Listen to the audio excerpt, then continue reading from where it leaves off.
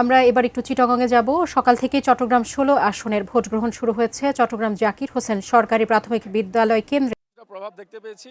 সেখানে একটু এখানে ভোট হয়েছে। তবে এখন আমরা যেখানে রয়েছি সেখানে শান্তিপূর্ণ অবস্থান রয়েছে। সেনাবাহিনী থেকে ৬৩০ জন সদস্য কিন্তু আমরা দেখতে পেয়েছি এখানে। এর পাশাপাশি ড্রাইভার গাড়ি রয়েছে, বিজিবি তিন প্লাটুন রয়েছে। আমরা বিএনপি মধ্যে প্রার্থীকেও পেয়েছি। আচ্ছা, আপনার এলাকাতে আমরা দেখেছি যে লেলাং যে এলাকাটি, সেখানে আমরা একটু প্রভাব দেখতে পেয়েছি একটি দলের।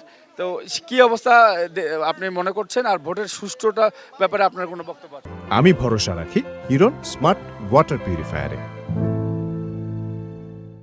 এখন পর্যন্ত আলহামদুলিল্লাহ সুষ্ঠুভাবে ভোট হচ্ছে। আশা করব যে বাকি দিনটাও যেন এভাবে করেই কাটে। কিছু কিছু তো সমস্যা হয়, তো আশা করছি ওইগুলো রিজলভ হয়ে যাবে তাড়াতাড়ি। দেখা যাক, আলহামদুলিল্লাহ। গতকালকেও অনেকগুলো জায়গায় আগুন দেওয়া হয়েছে এবং আধিপত্যের ব্যাপারে অনেক জায়গাতে এই ধরনের কর্মকাণ্ডগুলো হচ্ছে। দেখেন, বাংলাদেশে নির্বাচনের আগে সবসময় কিছু না কিছু ঘটে যায়। আর আমরা যেই প্রবলেমগুলি দেখেছি, এখন পর্যন্ত ওরকম সিরিয়াস প্রবলেম আমরা দেখতে পারিনি। আইন শৃঙ্খলা বাহিনী ভালো মতন কাজ করছে, তাদের উপরে ভরসা রেখেছি। আশা করছি যে ভালো মতো নির্বাচন হবে। জয়ের ব্যাপারে কতটুকু আশাবাদী?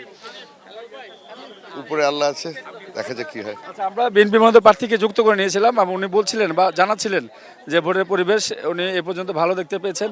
তো সব মিলে আসলে এখনকার যে অবস্থাটি রয়েছে এখানে, যে আমরা এখন যে কেন্দ্রে রয়েছে এই কেন্দ্রের পরিবেশটি সম্বন্ধে যেটি বলছিলাম, যে সেনাবাহিনীর ৬৩০ জন সদস্য এখানে কাজ করছে, বিজিবির ৩ প্লাটুন রয়েছে, এছাড়া র্যাবের পক্ষ থেকেও ৩ গাড়ি আমরা দেখতে পেয়েছি। অর্থাৎ এখানকার ১৫টি ইউনিয়নের মধ্যে ২-১টি ইউনিয়ন ছাড়া মোটামুটি সবগুলো জায়গায় সুষ্ঠুভাবে কিন্তু ভোট হচ্ছে। তবে ভোটের পরিবেশ নিয়ে সবাই কিন্তু, উনিও বলছেন যে বিএনপি মধ্যে প্রার্থী, উনিও বলছেন যে ভোটের যে পরিবেশ সেটা নিয়ে উনি সন্তুষ্ট আছেন এখন পর্যন্ত।